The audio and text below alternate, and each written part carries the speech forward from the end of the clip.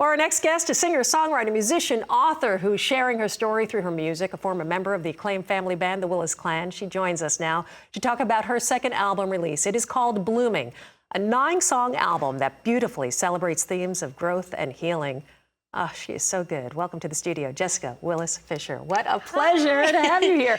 So listen, and I said this to you in the green room. I said, when you're singing about seeds and planting and healing through love, and you're talking about soil in a song called June, it is not lost on us on an agricultural network. It is beautiful. Talk about the metaphors and comparing that to earth and getting your hands in the soil.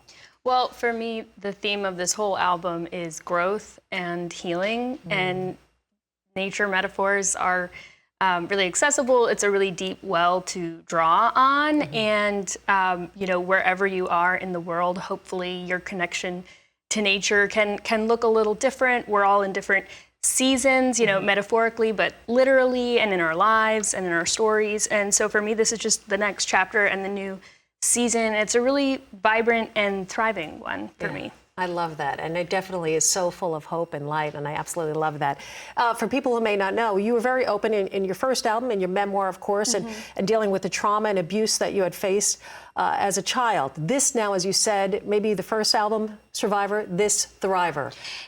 This is the next step in your healing journey. That's how I see it, and I'm excited to, you know, like you said, hope is a big part of how I feel about this. And it's a challenging time. Like, I would point to the song Honest. Like, how does one remain hopeful and truthful and clear-eyed about the challenges that we have, but stay dedicated to be positive, to figure out ways of thriving? And, you know, for me, we are here in the time of spring, so a lot of that energy is around us, but there's also the energy, I think, sort of like a vibrant wildflower peeking up through a sidewalk crack, like against all odds, because sometimes it feels like everything is great, and then sometimes it feels like how do we tap into that sort of energy at the most challenging and hardest times in our life. So I'm happy to be on the other side of some of really the hardest moments of my life, but I try to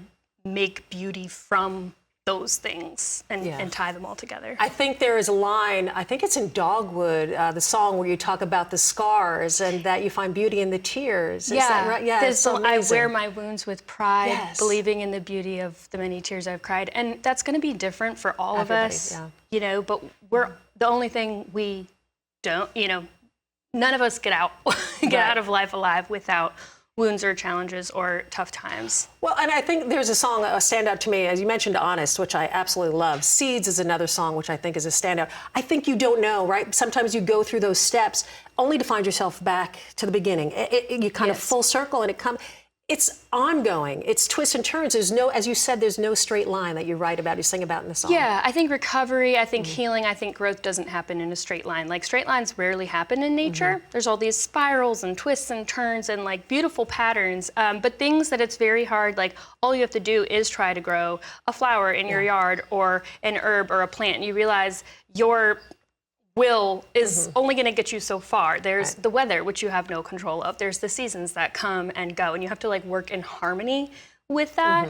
And the Seed song, to me, is acknowledging that even if we try to make the best choices where we are in life and looking forward, there's a lot that has come before us that determines things or influences things, and things that for the rest of my life, you know, the abuse that I experienced when I was younger, it's an ongoing journey and it's an ongoing commitment to not let those seeds grow and choke out my best, most vibrant, healthy life, and to kind of be on guard and, you know, be a guardian of my health and my healing and my story. Yeah, you have to take control, for sure. Yeah.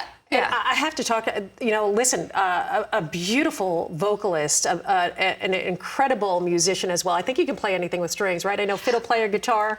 Those people are in my family. That's actually not me. I fiddle, a little bit of guitar, a little bit of piano, but I would love to learn more, but yeah. I think a lot, and I hope you don't mind this comparison. Every time, you know, when people talk about you, and I hear it myself when I hear you singing, Dolly Parton, Alison Krauss comes to mind. There is also this Celtic feeling too, and production in some of the songs that you do, like Build a House in June. You are a tremendous artist. Thank you. Literally, this happened to me, playing your music, and people came from another room and said, who is that? Everybody stop what they're doing. Listen to this album. Goosebumps. It is just beautiful, and I love the message. I'm so glad you are thriving now.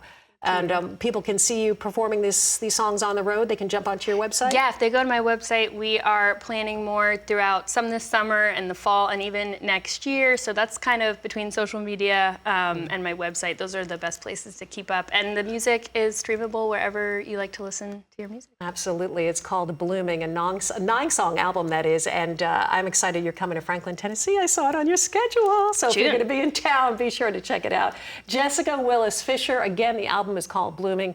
It is incredible, and you can thank me later.